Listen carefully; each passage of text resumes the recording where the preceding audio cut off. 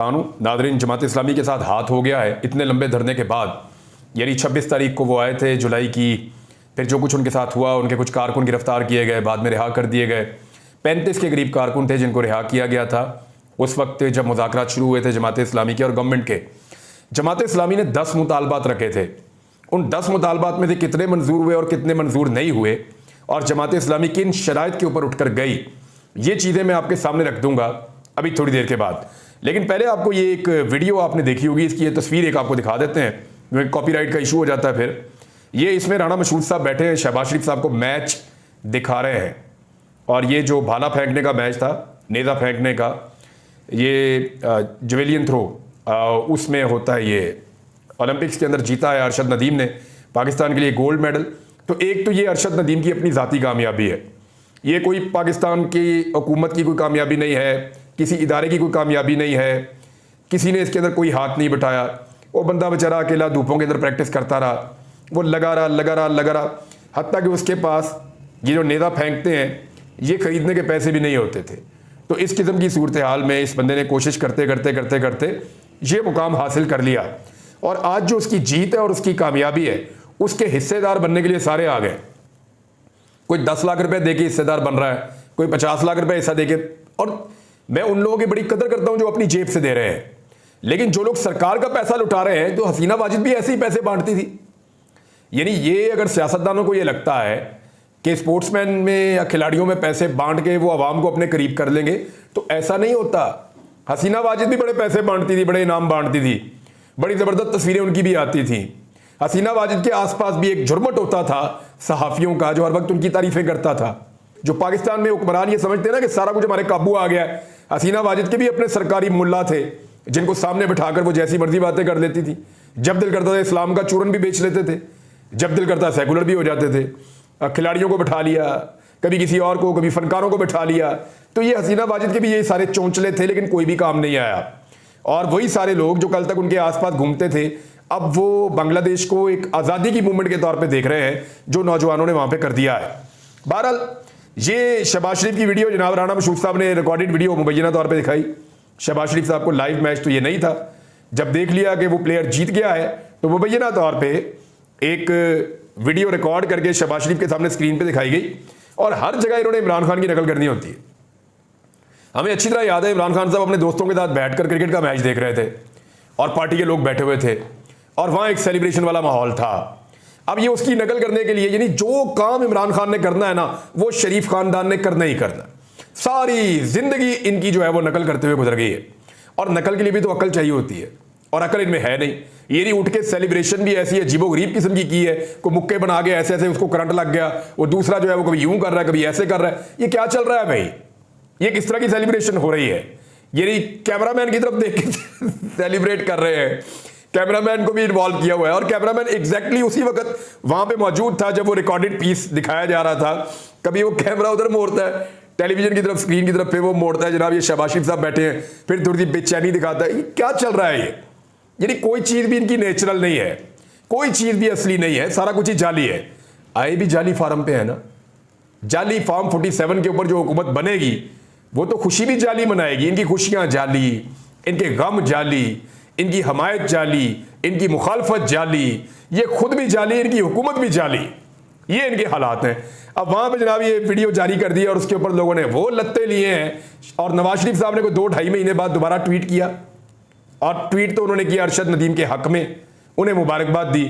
नीचे लोगों ने मियां साहब की वो क्लास ली है, वो क्लास ली है मियां साहब की। लोगों ने यास्मीन राशिद साहिबा की तस्वीरें लगा लगा के मियां साहब को बताया कि कैसे उन्होंने चोरी की है कौमी असम्बली की एक नशिस्त, और जितना रिकॉर्ड मियां साहब का अब तक का सामने आया नीचे लोगों ने भरमार कर दी। मियां साहब की वो हालत की लोगों ने कि मियां साहब को सोचना पड़ेगा कि क्या उन्हें ट्वीट करना चाहिए या नहीं करना चाहिए। वो भी पाकिस्तानी अब किसी और तरह के हैं, ये वो वाले पाकिस्तानी नहीं है जिन्हें आप इस तरह के ड्रामों से बेवकूफ बना लेते थे।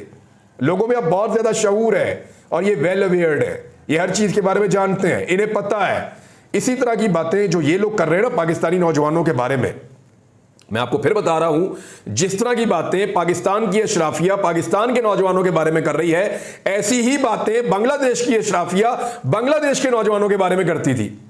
लेकिन बांग्लादेश के नौजवानों ने उससे दिलबर्दाश्ता होने की बजाय मुकाबला किया और इशराफिया को काबू करके उनको जो उनका जिन था उसको बोतल में बंद कर दिया। उन्होंने कहा जी मुल्क इंसाफ के साथ और कानून के साथ चलेगा। अब पाकिस्तानी नौजवान क्या करते हैं ये हम देख लेंगे। नौजवान आजकल बड़े मैसेजेस तो बहुत भेज रहे हैं, मेरा मोबाइल भरा हुआ होता है, बहुत मैसेजेस भेज रहे हैं नौजवान, और प्रेस कॉन्फ्रेंसेस कर रहे हैं, बयानात दे रहे हैं, सोशल मीडिया भरा पड़ा है नौजवानों की एक्टिविटीज से। तो नौजवान बड़े मुतहर्रिक हुए हैं पाकिस्तान में, उन्हें एक नई वजह मिली। और याद रखिएगा ये जो अगस्त का महीना होता है ना हमारे इस रीजन में, ये तहरीकों के आगाज का महीना होता है। पाकिस्तान की बात कर रहा हूं मैं आपसे, इंडिया की भी इवन। ये तहरीकों के आगाज का महीना इसलिए होता है कि अगस्त के बाद, बारिशों के बाद मौसम बेहतर होना शुरू हो जाता है।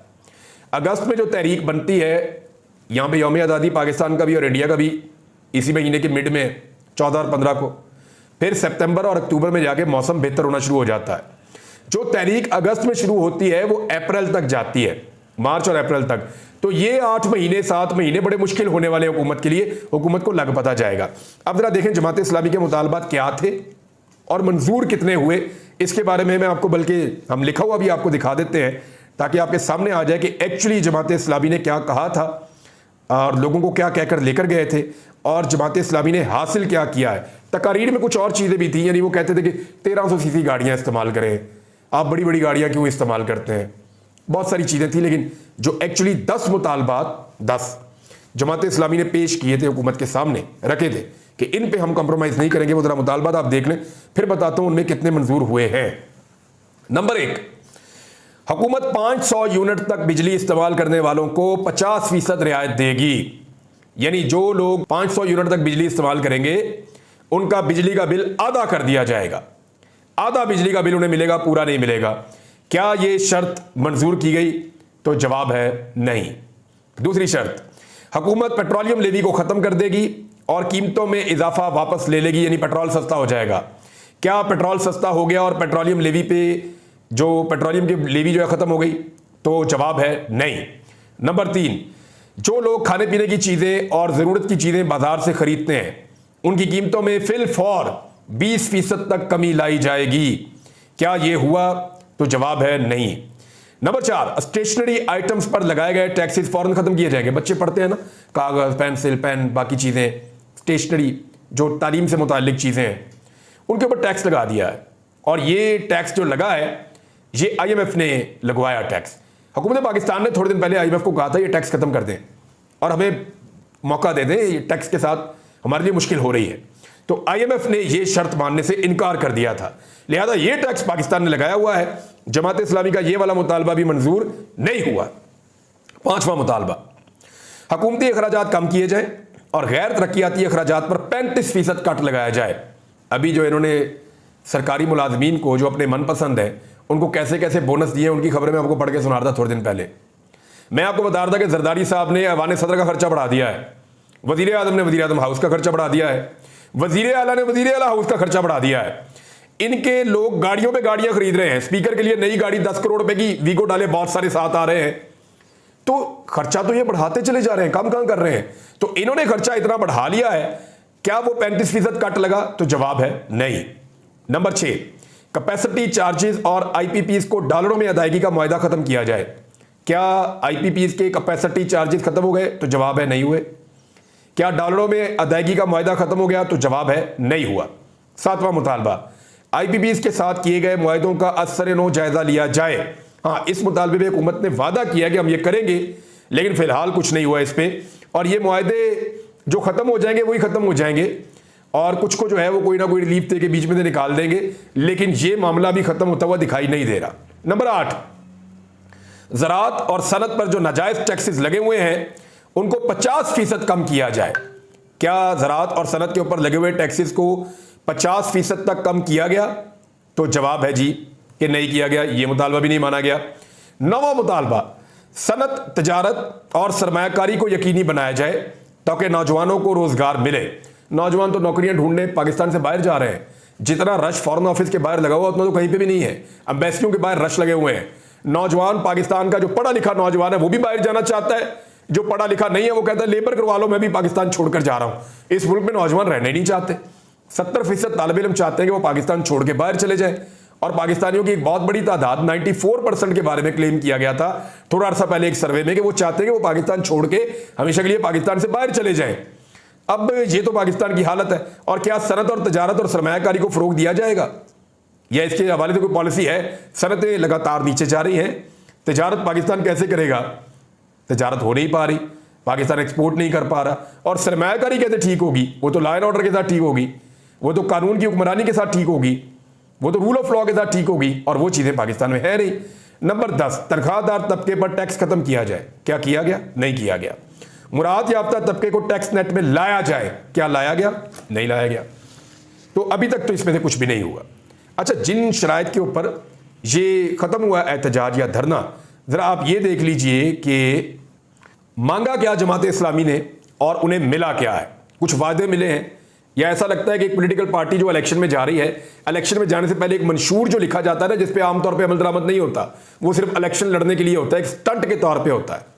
तो वो जो एक मंशूर लिखा जाता है, उस टाइप की एक चीज इनके हवाले कर दी गई है कि जनाब अब आप घर जाएं।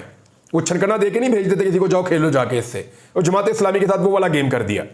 अब एमल वली खान साहब का भी स्टेटमेंट आया है, फवाद चौधरी साहब है, वो पहले कह रहे थे, और बहुत सारे लोग वो कह रहे थे कि जमात इस्लामी को बाकी सारी पॉलिटिकल पार्टीज को साथ लेकर चलना चाहिए। जमात इस्लामी को अकेले काम करने का जो शौक चढ़ा है, उसकी वजह से जमात इस्लामी का कोई एक मूव भी कामयाब नहीं हो पा रहा, बल्कि उनके लिए परेशानियों में इजाफा होता जा रहा है। ये उन्होंने एक स्टंट किया था पॉलिटिकल, ऐसा लगता है।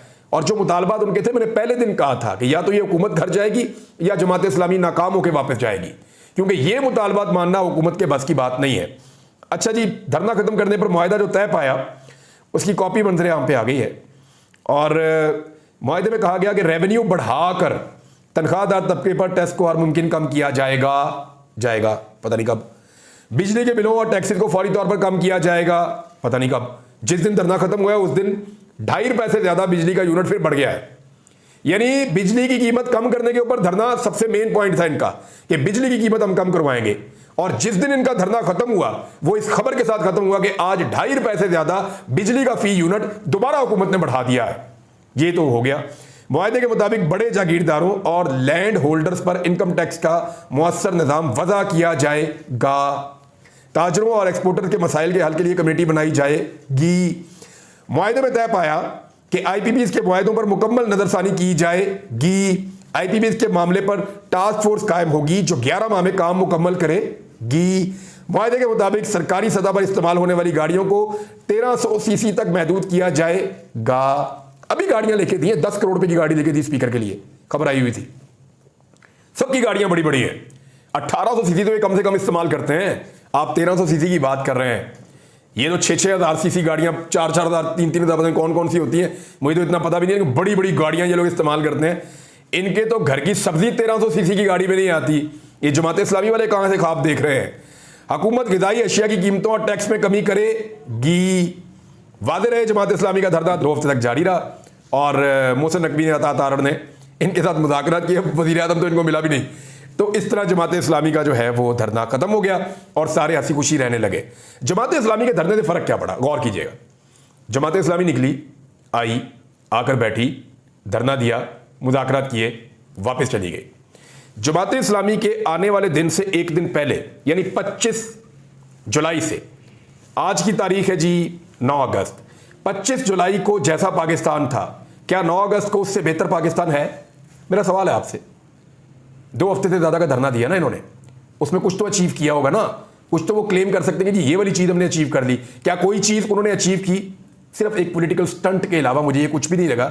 मेरे ख्याल में सारी पॉलिटिकल पार्टीज को मिलकर बैठना पड़ेगा, बैठ के फैसला करें कि इस मुल्क को कैसे चलाना है और किसने चलाना है। इस मुल्क को अवाम के मुंतखब नुमाइंदों ने चलाना है, या चंद बंदों ने बैठ के बंद कमरों में गलत फैसले करके इस मुल्क का पहले की तरह हमेशा बेड़ा गर्क किए जाना है जो उन्होंने हमेशा से किया है। बहरहाल ये मैंने आपके सामने रख दिया। अजहर उस्मानी साहब के भाई जो है उनको 13 अगस्त तक हर हाल में पेश किया जाए अदालत में। ये अदालत ने हुक्म जारी कर दिया है, इस्लामाबाद हाई कोर्ट ने, और जस्टिस गुल हसन औरंगजेब साहब की अदालत में केस लगा हुआ था। तफसीलात सारी बताई गई। ये भी बताया गया कि उनकी बेगम को ना रोकने पर कुछ जो अहलकार हैं सरकारी, उनको सस्पेंड कर दिया गया, उनको सजाएं दी गई। अंदाजा कीजिए आप, एक खातून जिनका कोई ताल्लुक नहीं है सियासत से, एक खातून जो सिर्फ ट्रैवल करके अपने शौहर के पास जा रही हैं, उनके साथ ये जुल्म किया गया। और फिर जो वहां पे उस वक्त एहलकार मौजूद थे सरकारी, उनके खिलाफ कार्रवाई भी की गई। फिर ये भी बताया गया कि अजहर मशवानी के भाइयों के साथ पहले क्या हुआ, अब क्या हुआ। फिर अजहर मशवानी को बाकायदा राब्ता करके ये कहा गया कि तुम बाद आ जाओ, तुम्हारे भाइयों को छोड़ देंगे। ये सारी चीज़ें जो हैं वो अजहर मशवानी साहब ने बताई। अजहर मशवानी साहब के जो लॉयर हैं, उन्होंने बाबर अवान साहब हैं, उन्होंने वहाँ पे इस्लामाबाद हाई कोर्ट में बताई और 13 तारीख तक उन्होंने कहा जी पेश करें, और नहीं तो फिर बड़ा सख्त ऑर्डर आएगा बाद में। कादी फायद ईसा साहब को अचानक एकदम उन्होंने जो स्टेटमेंट दिया उसने तो मुझे हिला के रख दिया। यानी कादी फायद ईसा साहब से ये एक्सपेक्ट नहीं कर रहे थे हम। उन्होंने कहा जर्नैलों और ब्यूरोक्रेट्स ने मुल्क का निज़ाम संभाल लिया है। ये कादी फायद ईसा साहब का स्टेटमेंट है। देखिए मैं ज़्यादा तफसील में नहीं जाऊँगा, मुकदमा ये बड़ा अजीब सा है। ये मारगला की पहाड़ियों का मामला है। मारगला की पहाड़ियों के ऊपर जो है वो कब्जा हर कोई करना चाहता है। वो बहुत महंगा इलाका है, बहुत कीमती इलाका है। वहाँ पे कोई सोसाइटी बनाना चाहता है, कोई होटल बनाना चाहता है, कोई किसी और नुक्ता नज़र से लेना चाहता है। हर इदारे की उसके ऊपर नज़र है। पाक फौज भी वहाँ पे एक बहुत बड़ा हिस्सा ले चुकी है, मजीद लेना चाहती है। BBC ने खबर छापी है कि 2 गाँव हैं, वो भी अब दिफाई मकसद के लिए वजारत दिफा को चाहिए पाक फौज के लिए, और वो गांव वाले जो है वो मिन्नतें कर रहे हैं जी खुदारा हमें हमारे गांव में रहने दें, हमारी ज़रूरी ज़मीनें हैं, इनके बगैर भी दिफा हो जाएगा। वो अपनी बात कर रहे हैं, वजारत दिफा अपनी बात कर रही है, तो अदालत अपनी बात कर रही है। लेकिन कादी साहब का स्टेटमेंट अपने आप को यहाँ तक महदूद रखते हैं। कादी साहब का जो स्टेटमेंट है उसमें कादी साहब ने कहा कि जर्नैलों और ब्यूरोक्रेट्स ने मुल्क का निज़ाम संभाल लिया है। थोड़ा अर्सा पहले कादी साहब का स्टेटमेंट था आजकल जमहूरियत का ज़माना है। बस ये 2 स्टेटमेंट आप अपने सामने रख लीजिए। वो कादी फायद ईसा साहब जो पहले जमहूरियत का राग लाप रहे थे, वो कहते जमहूरियत का ज़माना है, ज़बरदस्त जमहूरियत है इस मुल्क में, जमहूरी माहौल है, और मेरे दौर के अंदर तो बहुत गलत चीज़ें नहीं हुई, बहुत अच्छी चीज़ें होती हैं जब से मैं आया हूँ। और अब वो कह रहे हैं कि जर्नैलों ने और ब्यूरोक्रेट्स ने मुल्क का निज़ाम संभाल लिया है। कादी साहब की सोच में ये इनकलाब कैसे आया? ये इनकलाब कैसे आया? ये मखसूस नशिस्तों का फैसला आने के बाद बहुत तेज़ी से चीज़ें बदल रही हैं, और पाकिस्तान तहरीक इंसाफ ने बड़ा वाज़े ये मुतालबा कर दिया है कि अगले चीफ जस्टिस की अनाउंसमेंट की जाए, गवर्नमेंट की तरफ से नोटिफिकेशन किया जाए, और किसी किस्म की आइन में गुंजाइश नहीं है किसी चीफ जस्टिस को एक्सटेंशन देने की। इन एक्सटेंशनों ने वैसे भी पाकिस्तान का जो है वो हाल ये कर दिया है कि हम आज कहाँ खड़े हैं। नाज़रीन, अब तक के लिए इतना ही। अपना ख्याल रखिएगा, अपने चैनल का भी। अल्लाह हाफ़िज़।